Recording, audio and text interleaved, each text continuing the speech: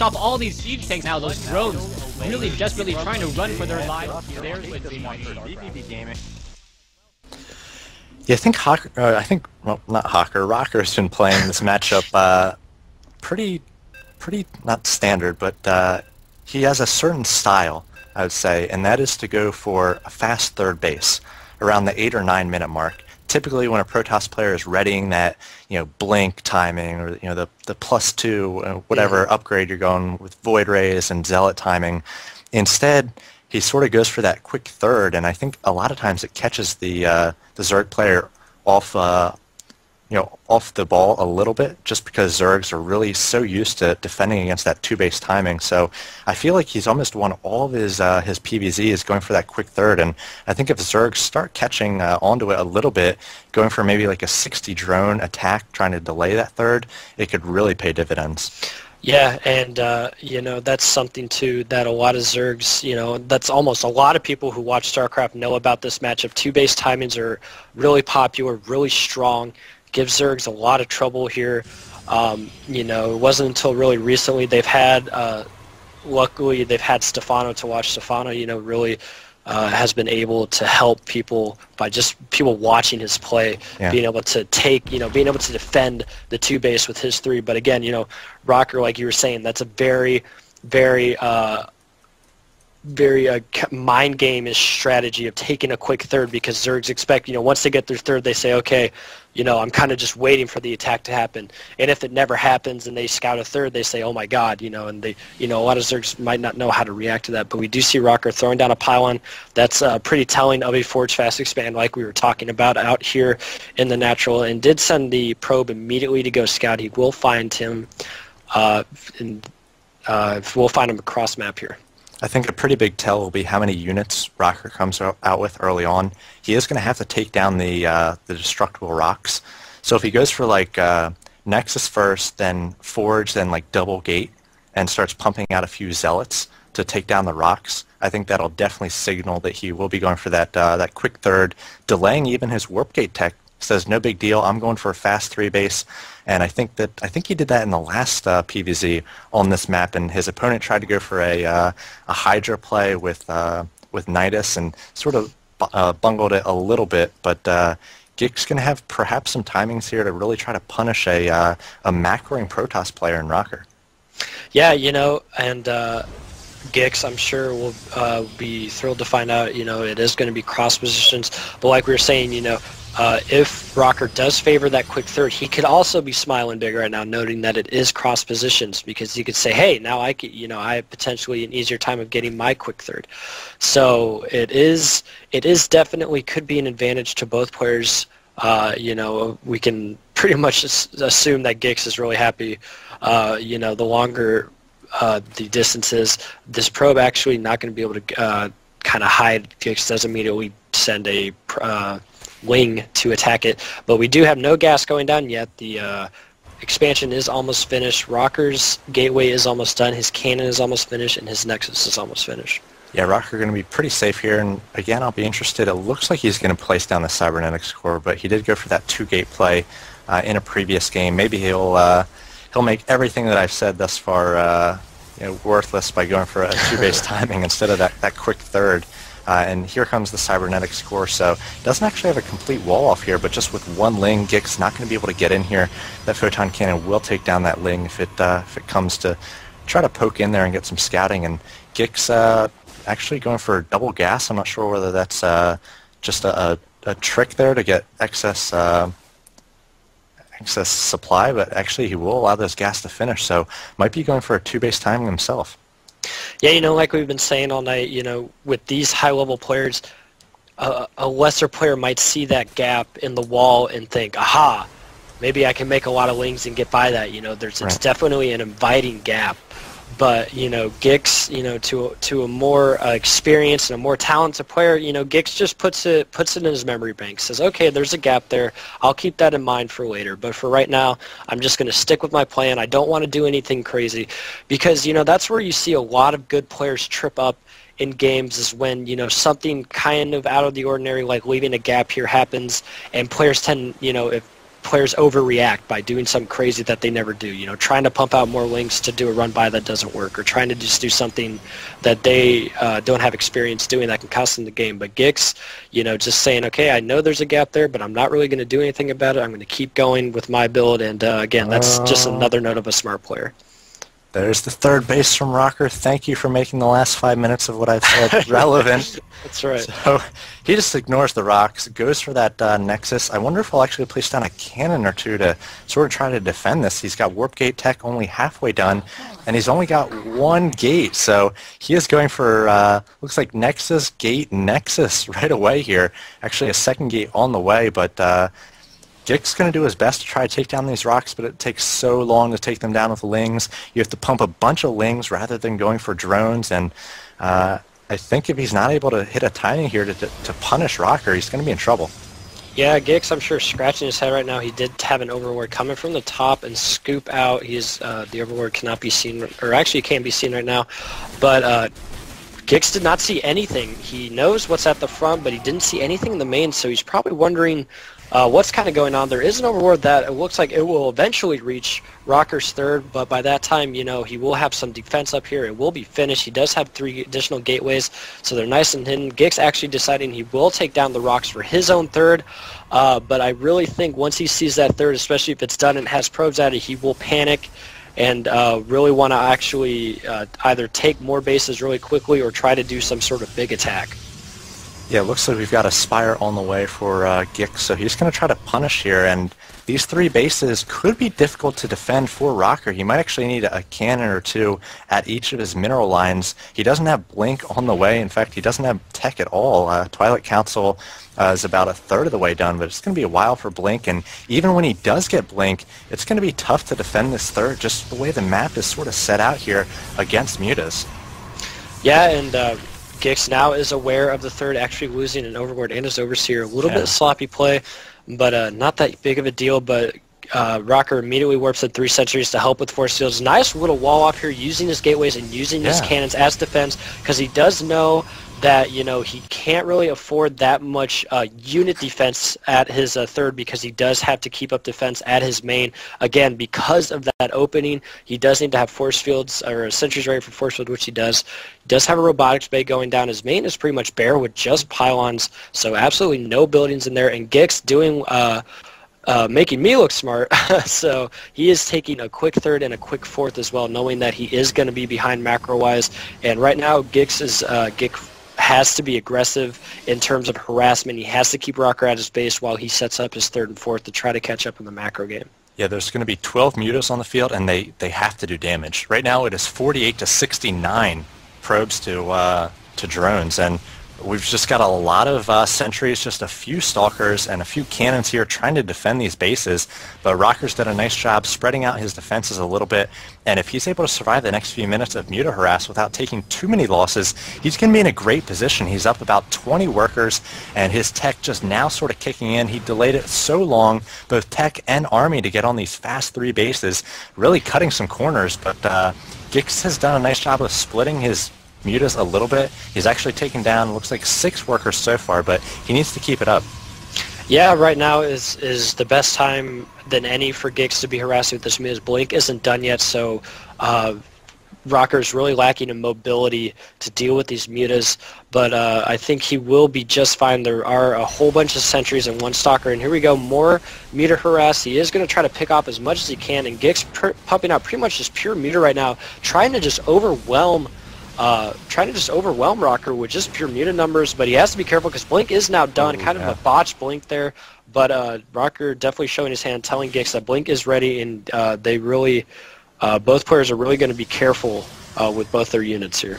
Yeah, there's definitely a tipping point in ZVP where you get up to that 25-30 Muta range, and it almost doesn't matter how many stalkers they have. You're able to take him down pretty quickly. He's not quite there yet, as he is still producing a lot of Mutas. He's about to have 18, and at that point, once you do get to that tipping point of Mutas, you really need to have some AoE, either Storms or Archons, as a Protoss, and I'm not sure that Rocker has either of those tech choices available to him at this point, just sort of relying on Blink Stalkers, and GNgiX doing a nice job sort of splitting his, well, it looks like just reinforcement mutalisks were coming in. Not quite a split, but if he's able to split up these mutas a little bit, attack multiple supply lines at once, he might be able to do the damage he needs. So far, 15 workers killed, but he's still basically even on workers. Yeah, Rocker has been really preoccupied. His gases are all over the place. He only has one guy on gas in one of his geysers at natural. He has nobody on one of his geysers at his third and only two on the other. So Rocker definitely not getting the gas income he should be. I'm sure, again, being a good player like he is, he will notice once he realizes that, hey, I should be getting a lot more gas off 6.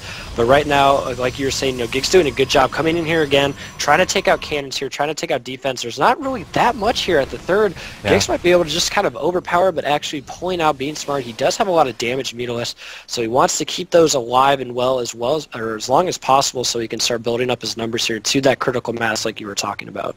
Yeah, Rocker does have 8 gates, so he's going to be able to basically warp in wherever those mutas do appear, and it's not like the warp-ins cost him, like he's warping in sentries or a unit that are going to be pretty worthless late game. I mean, he's getting stalkers, which is going to be the bulk of his army. Right now he's got 30 stalkers and 25 mutas, so we're starting to get to the point. These mutas are 1-0. The stalkers are, it looks like, 2-1, but these mutas are going to be pretty scary soon, and we might see Storm on the way for Rocker, so he's sort of reacting with a pretty decent timing on Storm. Yeah, and this is what we've been talking about with GIGX. He has pretty much no creep spread. His main and his natural aren't even connected. His third isn't connected. He has no going out. He has a little going out from his fourth, but that's it. So GIGX really needs to step up his creep, but he's just been so preoccupied with this harass, really trying to make it work so he can get up his fourth bases, which it has been doing. And as you can see right now, as you were saying, the mutas are in the number now that they can just kind of one-shot the stalkers. But he does need to be careful again. He has a lot of damaged mutas, and with Storm going to be prevalent here soon, and Archons may be in the mix coming up, he really needs to be careful. A lot of photon cannons too around, and a nice blink coming in, just scaring off the mutas. And so right now, Rocker is just in defense mode, just, keeping his stuff safe, trying to set up a fourth, and GIGX making a whole bunch of lings right now. He is 1-1. He does have infestors on the way. Both Evo Chambers getting 2-2 for his lings, but again, it's that he is getting Hive Tech. His Hive Tech did just finish, but again, there is no creep spread here. I would really like to see more creep spread. Yeah, and these mutas, oh wow, getting caught, not moving at all. And down to 19 mutas, might actually, gets another one. 18 mutas, and another blink. A few more mutas go down to 15, and several moments ago he had almost 30 mutas, but he does have a huge ling force. These lings are upgraded 1-1. It looks like he's going to be crashing into either the natural or the third. Baneling Nest almost done, so he's going to be able to take down the Sim City, which Rocker has set up, and Rocker, this is going to be a tough timing. Might be trying to establish that fourth at the same time as all these lings come in. Yeah, and all these High Templar in here, okay, good thing Rocker noticed those, because those could have been really easily picked off. They don't have enough energy for Storm even, so they would have been free High Templars, but Rocker paying attention. But again, GIGX waiting back, wants 2-2 to finish, which is about to, the same for actually 3-3 about to finish, or 3 weapons, 2 armor for Protoss.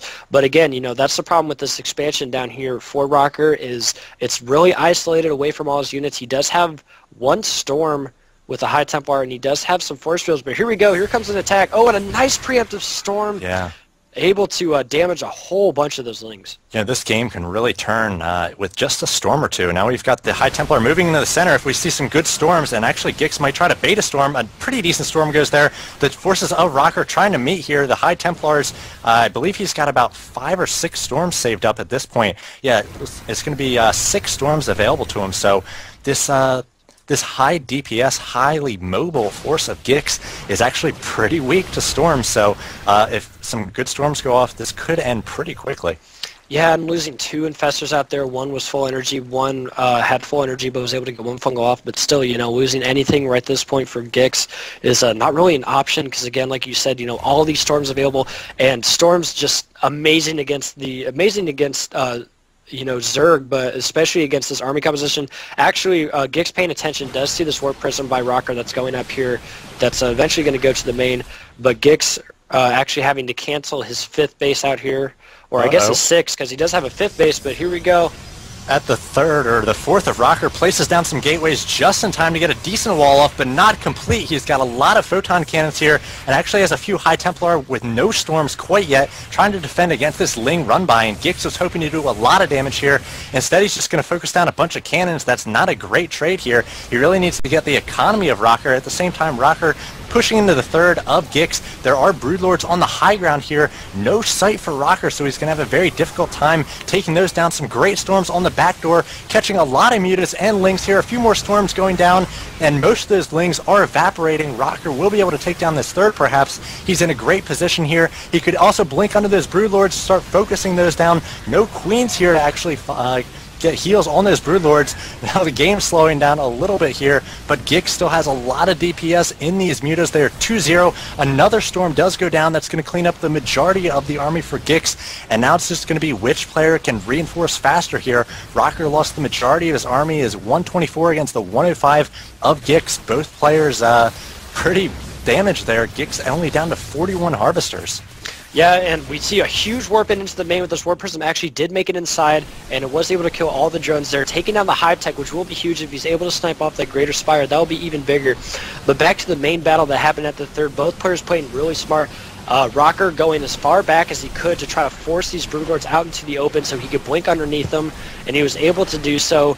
Beautiful storms going off too, taking out most of those Lings, and GNgiX just kind of in full panic right now, is going to lose this greater spire. He lost his hive. He's going to lose the spawning pool too, and he has not even started to replace it yet, but actually is going to be able to come in here, but does not have anywhere near enough forces right now, and actually going to take out that warp prism, so there's no more reinforcements. I think this is just going to be GG here from GNgiX. He lost the majority of his tech, did not lose the spawning pool, so he can start that lair right away. He's got 100 gas for it, but he's just spread so thin. He's only got 40 harvesters. Rocker establishing a 5th, a 6th, and some mana nexuses around the map a little bit. So maybe that'll actually make GNgiX stay around a little bit longer than he would have. You don't want to lose to a player who's throwing down Nexus all over the place, but a Stargate about to complete for Rocker as well, so the Void Rays will be coming out in force to take on those few Broodlords that GNgiX does have.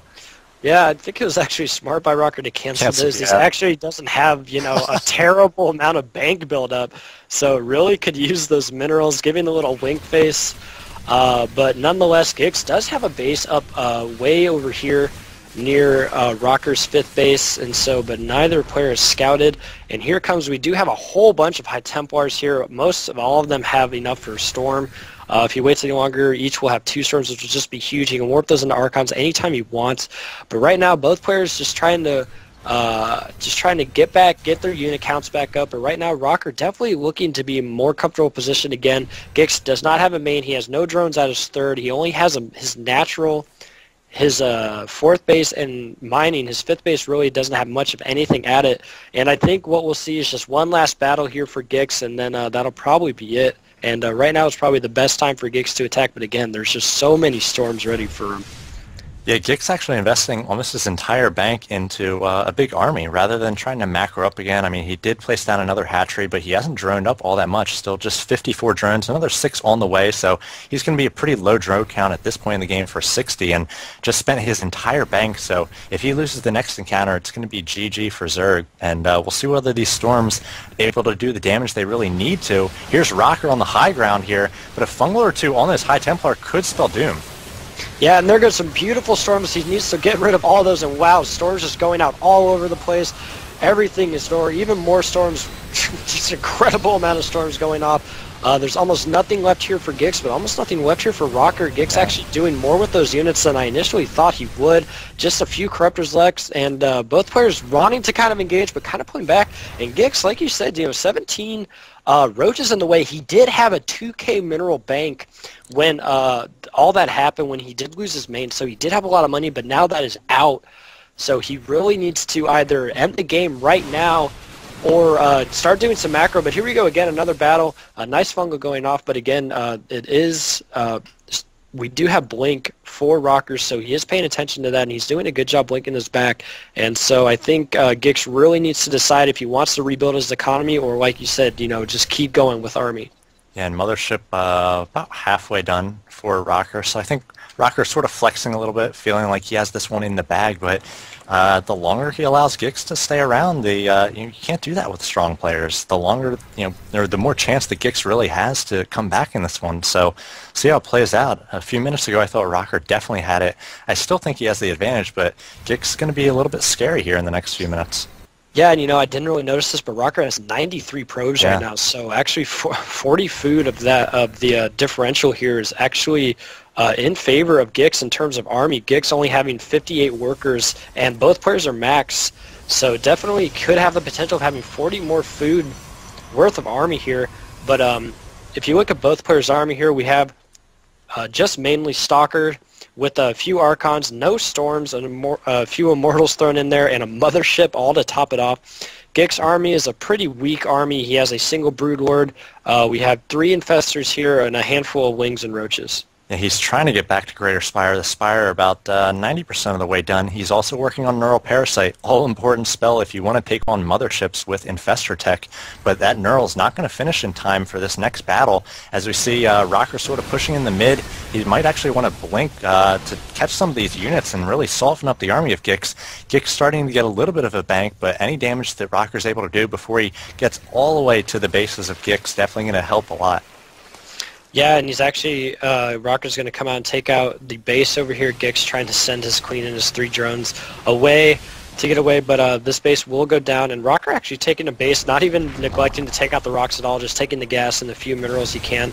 But again, GNgiX did see the mothership, so he definitely knows it's there. The Greater Spire is finally restarted, and we do have a whole bunch of Banelings coming out of nowhere, but Bane speed is still only about halfway done. So if a battle started now, we could see some nice blink marker away, and we might actually have an engagement right here. If we get a toilet, though, loading up those Banelings can destroy the entire Protoss army pretty quickly. So that's definitely a great response to this mothership. GNgiX definitely not acting like he's going to lose this one, staying in it, and we'll see what he's able to do. I think Rocker needs to do some sort of damage here. I think he's going to try to take on Blink up here into the natural, but looks like GNgiX might choose this time to sort of take on the army. While it is split for Rocker, we'll see whether GNgiX is able to do damage that he needs to. Yeah, and oh, there goes the Vortex, getting about half the army, but that was a good idea by GNgiX to attack there because Rocker did have about, about 30% of his army still on the low ground and wasn't able to make it up at the Blink. He is going to lose this. Here we go. We do have Infested Terran going down. We do have a whole bunch of Stalkers in the natural coming in, but here come all the Roaches out. He will be able to clean this up out here, but he still has all these Stalkers up in his main. He is going to have to take out this Hive again. He is going to lose his Infestation Pit too, so if he doesn't throw those down, his Hive could be delayed, but here we go. GNgiX coming in. He does have some Fungal Growths here, which he is throwing down here, and we do have Roaches. Only 1-3 against the, 3-3-3 of Rocker here, but Rocker actually might have to retreat, which he does. He does blink down, and he has to get out of here. Yeah, Mothership very low, and he's going to try to retreat, like you said, and maybe macro up to another 200 Death Ball, wait for some shields on the Mothership, and another spell to be available. Just 80 energy and 73 shields, but another attack here into the third of GNgiX, and I wonder how many workers he's actually been able to kill. GNgiX is on 39 harvesters, so about 20 workers died in that series of engagements. Now the Mothership working its way to the north. Yeah, and GNgiX, Rocker actually being smart, sending about a handful of Stalkers to the third base, going to take that out. And Rocker really is starting to search for the expansion because he says, wow, you probably should have been dead a long time ago. But now that he's been able to have these bases up, he does find this base finally, but not that much has actually been mined for it again. Only a few drones there. And actually a whole bunch of Stalkers being out. There's the Vortex again, getting a good chunk, and there's the GG. Wow, so Rocker, after a 32-minute game that went back and forth, takes that quick third, macros up, and then a lot of fun engagements at the end there. He finishes it all for vVv Gaming, takes down Legion 4-2, and like I said, Rocker has been a PBZ specialist for vVv ever since he's been picked up, so a strong play by him, and vVv triumphant Wednesday Night Starcraft once again.